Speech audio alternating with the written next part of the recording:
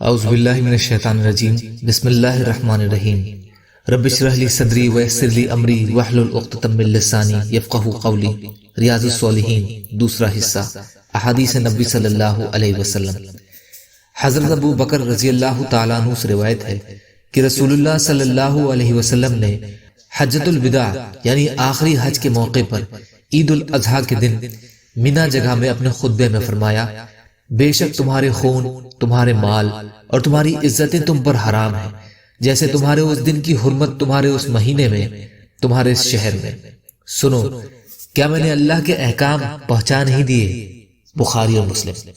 فائدہ، یعنی جس طرح 10 ذی الحجہ یعنی عید الاضحیٰ کا دن، ذی الحجہ کا مہینہ اور شہر مکہ حرمت والے ہیں، اسی طرح ایک مسلمان کے لیے دوسرے مسلمان کا خون، اس کا مال، اس کی عزت اور آبرو قابل احترام ہے۔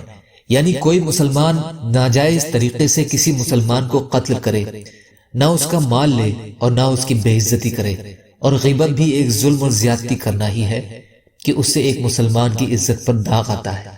ام المومنین عائشہ رضی اللہ تعالی عنہا سے روایت ہے کہ میں نے ایک دن نبی صلی اللہ علیہ وسلم سے ان کی دوسری بیوی حضرت صفیہ رضی اللہ تعالی عنہا کے بارے میں عرض کیا کہ آپ کے لیے صفیہ کا ایسا ایسا ہونا کافی ہے۔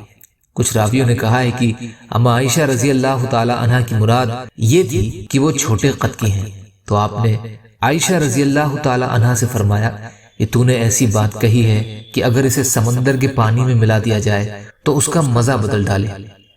اما عائشہ رضی اللہ تعالی عنہا فرماتی ہیں کہ میں نے آپ کے سامنے ایک آدمی کی نقل اتاری تو آپ نے فرمایا کہ میں پسند نہیں کرتا کہ میں کسی انسان کی نقل اتاروں، چاہے اس کے بدلے مجھے اتنا مال ملے۔ ابو داؤد، ترمذی، حسن صحیح۔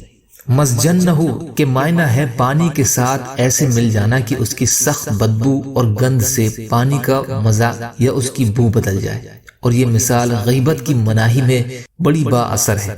اللہ تعالیٰ نے فرمایا کہ ہمارا پیغمبر خواہش نفس سے نہیں بولتا، وہ جو کچھ بولتا ہے وہ وہی ہی ہوتی ہے جو اس کی طرف کی جاتی ہے۔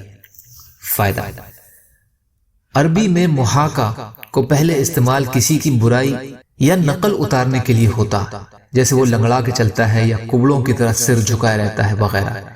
ایسی نقل بھی غیبت میں شامل ہے، اسی لیے نبی صلی اللہ علیہ وسلم نے اما عائشہ رضی اللہ تعالی عنہا کے اس کلمے کی بابت کی صفیہ تو چھوٹے قد کی ہیں، آپ نے اسے پسند نہیں فرمایا، اور امام نووی رحمۃ اللہ علیہ نے قرآن کریم کی آیت میں بیان فرما کر اشارہ کر دیا ہے کہ یہ بھی اللہ کی وحی ہے۔ اس سے واضح ہے کہ ایک دوسرے کی بابت ایسی بات کرنا جو کسی کے لیے ناگوار ہو، یا کسی جسمانی کمی کی نقل اتارنا یا برائی کے لیے اسے بیان کرنا، یہ بہت سخت گناہ ہے جس سے ہر مسلمان کو بچنا چاہیے۔ یا اللہ ہم سب کو کہنے سننے سے زیادہ عمل کی توفیق عطا فرما۔ یا اللہ مظلوموں کی مدد فرما، ہم سب کو اپنی استطاعت کے بقدر اپنا حق ادا کرنے والا بنا۔ یا اللہ رحم کا، کرم کا، عافیت کا، درگزر کا، فضل کا معاملہ فرما، سچی توبہ کی توفیق عطا فرما۔ جو پریشان ہیں ان کی پریشانیوں کو دور کر دے، جو بیمار ہیں ان کو صحت کلی عطا فرما۔ یا اللہ آپ جیسا بہتر سمجھیں ویسے ہماری حفاظت فرما۔ اللہم انا نجعلک فی نحورہم ونعوذ بک من شرورہم۔ سبحانک اللہم وبحمدک، اشہد ان لا الہ الا انت، استغفرک واتوب الیک۔ سبحان ربک رب العزت عما یصفون وسلام علی المرسلین والحمد للہ رب العالمین برحمتک یا ارحم الراحمین۔ لا الہ الا اللہ محمد رسول اللہ، والسلام علیکم۔